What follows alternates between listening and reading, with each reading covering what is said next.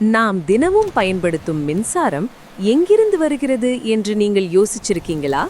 அதில் மிக முக்கியமான ஒரு பங்கு இந்த ஹைட்ரோ எலக்ட்ரிக் டேமுக்கே சொந்தம். மலைப்பகுதிகளில் ஆற்றின் நீரை அடைத்து ஒரு பெரிய ஜலாஷயம் உருவாக்கப்படுது. இந்த உயரத்தில் சேமிக்கப்பட்டிருக்கும் தண்ணீரில் மிகப்பெரிய சக்தி இருக்கிறது.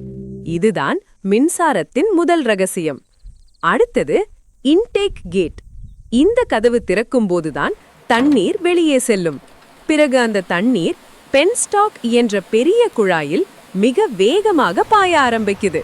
இந்த வேகமான தண்ணீர் டர்பைனை மோதும்போது டர்பைன் சுழல ஆரம்பிக்கிறது.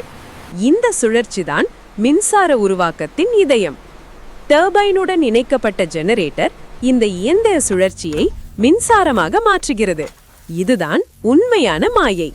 உருவான மின்சாரம் பவர் லைன்ஸ் மூலம் நகரங்கள், கிராமங்கள், தொழிற்சாலைகள் வரை செல்கிறது.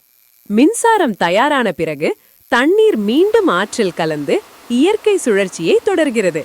எந்த மாசுபாடும் இல்லை, எரிபொருள் தேவையில்லை, புகை இல்லை. இது ஒரு புதுப்பிக்கக்கூடிய ஆற்றல். முடிவாக தண்ணீர் ஓடுவது மட்டுமல்ல, அது சுழன்று ஒளியாக நம் வாழ்க்கையாக மாறுகிறது.